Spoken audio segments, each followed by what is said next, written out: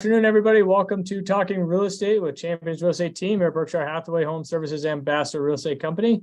My name is Mark Wehner II, with team leader at Champions Real Estate Team, and joining me is Russ Williams with Williams Mortgage. So every Wednesday we jump on here and kind of give you a rundown on what's going on in the real estate market over the last week here in the Omaha metro area. So it's been a fairly active week. We're getting a little nicer weather out there, getting some more houses on the market.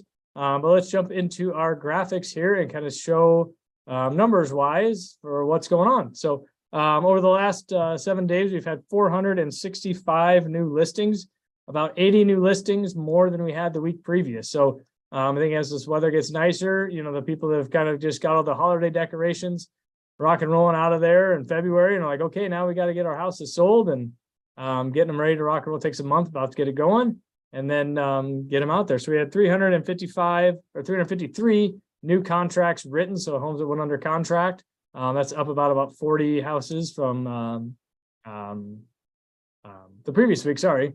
So as you see, we basically had 80 new houses and we had 40 more contracts written the previous week. So kind of a one in, one out type of thing as far as the houses that are going out there. So 311 happy new homeowners this last week. So market's still kind of similar to what we saw last week. We got obviously more houses coming on, but we got more houses going off. So Russ will talk about rates here in a little bit, but that's kind of playing a role in it too, as far as buyers getting out there. And I think we're kind of getting into that adage of we're kind of back in, where we're going to be kind of sitting around this 6%, 6.5%, 7%, in that kind of wheelhouse, give or take. So I think buyers are just ready to rock and roll, and they're okay. We've gone the roller coaster from last year, and I think we're kind of just on the steady eddy. It's going to be in this kind of range for a little while, and that's kind of where we're at. But let's take a 30,000 foot view of the Omaha and Lincoln MLS multiple listing service. So this is all the houses that are kind of basically almost in the eastern Nebraska side of it, the central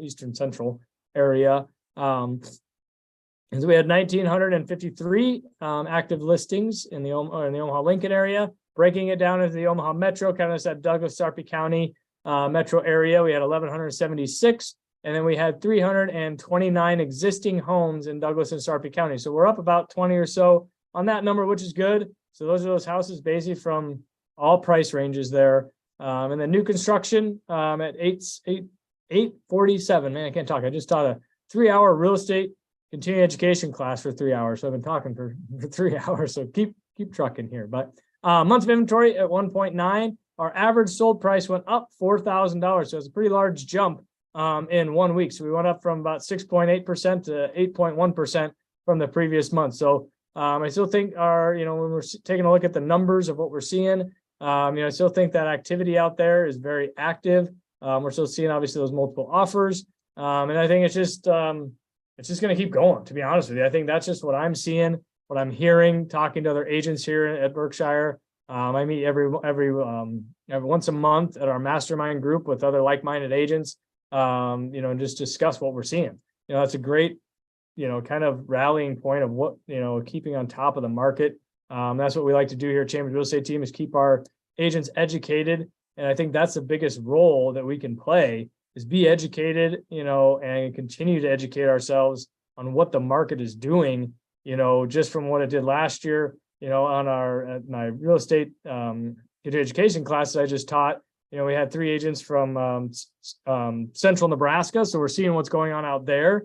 It's kind of interesting talking to them that they had 70 listings out there. And I'm like, hey, we got 1,100 listings there, just kind of what their markets are doing and how our markets are. So it's just kind of fun to hear the different, what's going on across the state, and what's going on in our backyard, importantly for the people here buying out here. So if you do have any, if you know anyone actually moving out into central Nebraska, western Nebraska, we have connections with, at Champions Real Estate Team here, obviously teaching those classes. We have many different great agents that we connect with out there that we can connect you with, that if you need some references out there.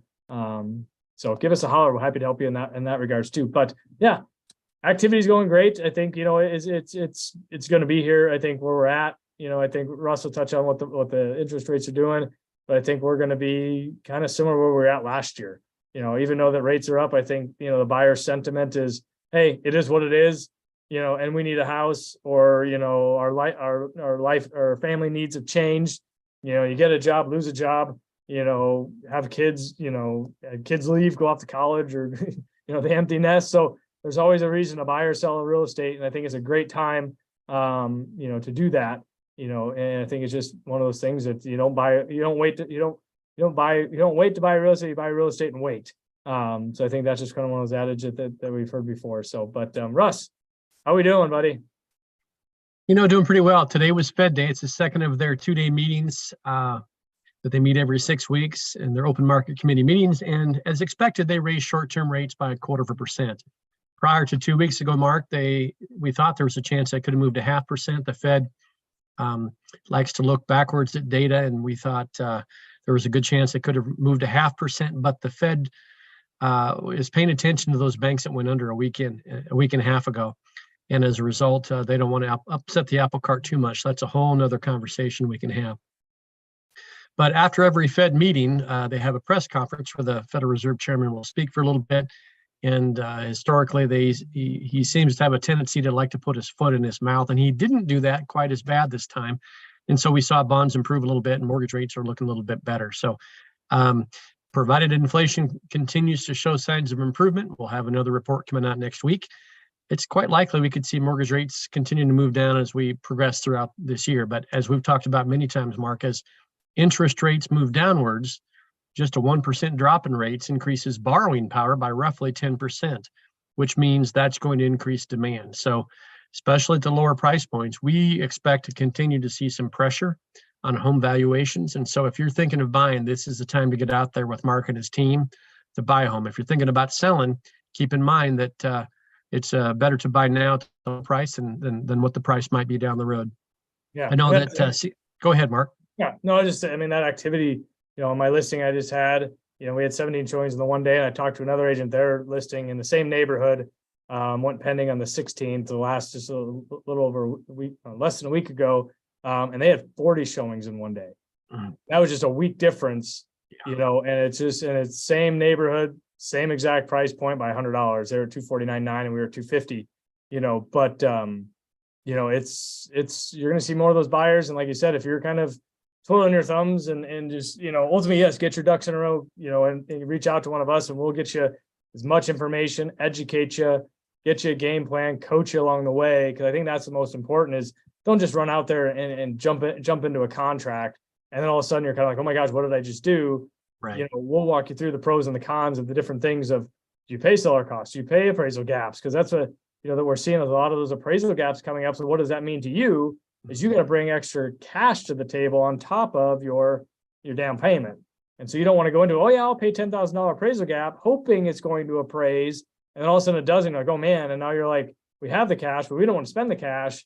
That's not a position you want to be in. And that's something that we'll sit here and talk to you and go, does it make sense for you? Yes or no? Think about it.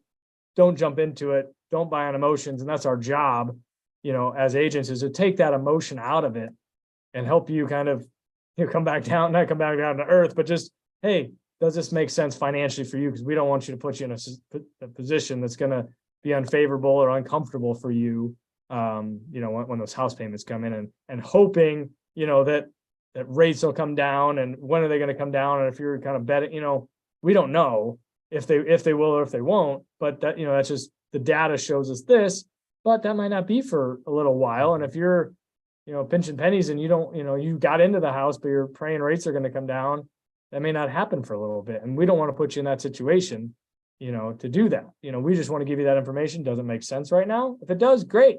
Let's move forward. If not, let's wait for times to be more favorable for you. So every week, Mark, you mentioned the term game plan, and that is never more accurate than what it is today. You've got to have a game plan before you step on that court to go and sell a house or buy a house, which involves knowing what are the challenges that are commonly being seen in the market and how you can quickly adapt to those. It's kind of difficult if you haven't put a game plan together, put an offer on a house and find out there are 20 other offers out there and then try to adjust. So you need to have that plan ahead of time. And that includes, obviously, I do lending. That includes knowing what options there are from the lending side to help deal with things like that appraisal gap, because there are some things that can be done. So that's very important that you visit with your lender about those options, and also that your real estate agent, your realtor, Mark, and his team go through that with you. because not everybody does, and it's very important to have that plan. Yeah. Well, you just have to know what tools are at your disposal, and some agents, maybe they're newer, they just haven't done that many, and there's nothing wrong with that. They'll learn, and that's great. And going to classes like I just taught today was, 10 points of seller representation, of representing sellers, and you have to know if you're doing those appraisal gaps, you got to make sure they have a proof of funds letter. And I think I talked about this last week. That's going to show that they have those finances in place, and not just in a stock account, because we know that can go up and go down, 5% in a day. And if you got all your eggs in one basket and you put that, large amount for appraisal gap, you might not have the cash to close. And as a seller's agent, we got to make sure that buyer is able to do that and request that money be put into a liquid account, into a savings account or something like that you have access to. Yeah. In the current market, just writing a purchase offer may not be enough. It likely won't be enough at most price points. You have to have a strategy, and you need to be working with a real estate team that puts together a strategy with you. Simply writing an offer is going to be tough this year, folks. Unless you like writing offers and going through that exercise time and time again, you need to have a realtor working with you that's got strategy. Yeah. Well, like I tell when I was coaching hockey for 15 years, you want to compete in the competition or you just want to participate? There's two completely different things, especially in hockey. You can participate and skate around in the game and do, and maybe touch the puck, or do you want to compete in the competition? You want to go battle in the corners and battle in front of the net, put the puck in the net, keep the puck out of your net. Two separate things. It's the same thing, like you just said in real estate. You want to write an offer or do you want to buy a house? We'll coach you how to buy a house, and we coach you how to write an offer. If you like writing a lot of offers, that's great. But, we want to get you into the house that you want, and we want to basically educate you and know those options. And that's what we're here for, because it's very enjoyable as an agent, I'm sure as a lender, to get across that finish line and you have those buyers that are excited. And they're not excited going, oh my gosh, we just bought a house. I'm excited, but now what? I hope rates come down, or, I think we overpaid for the house, or whatever those concerns may be. Those are concerns we need to address at the front end so that we don't have those, those kind of thoughts in the back of our head, And so that's the fun part. And, it's kind of goes back to, now I'm not, I've always been doing real estate for 15 years, about as long as I've been coaching hockey. And now I'm not coaching hockey, 100% more, on the coaching side of the real estate side. And I guess, 5-year-old soccer, I guess there's a lot of coaching that goes into play with that. So it's more herding cats. That starts on Saturday, so that'll be fun. So, but anyways, that's kind of all I had. I guess I've already talked for good stuff. hours. So awesome. Well, I appreciate everyone jumping on and listening to us. If you're listening to us live or if you're listening to us later, comment on any of the comments that were out there on Twitter, LinkedIn, YouTube, Facebook. Give us a shout out, like us, subscribe, all that fun stuff. If you have questions or thoughts or anything that we've talked about today or any other episodes, hey, can you dive more into this? Obviously, Russ and I can talk a lot, so we're happy to do it. Or if we need to do a special one, specifically on one specific topic after we do, our market update, we can do that. So we're happy to do that, and post that on the page as kind of a special edition or something. I don't know, you can come up with some catchy thing like that. So cool. Awesome. Appreciate everyone, and have a great rest of the week and enjoy the weather. And we are actually having a April Fool's, April 1st, we are having our 8th annual Easter egg hunt at Walnut Grove Park. You can go to championsrealestateteamevent.com. They'll send you to the Facebook page that has all the information on there. Starts at 1 o'clock. Those Easter eggs are gone in like 5 minutes. I have about 2,500 eggs that will be picked up in probably less than 5 minutes. So don't be late. So kids will be upset. Actually, I've had a couple of show up late a couple of years, and I'm trying to scramble and put eggs together and go out and hide them so they get, 10, 20 eggs that they can pick up while the other people have already done there. So yeah, just make sure you get there early. So it's April 1st, Walnut Grove Park, about 152nd and Q Street, right by Millard South, at the main pavilion, kind of right in the center of the park. We'll have lead-in sign. So hope to see you there. And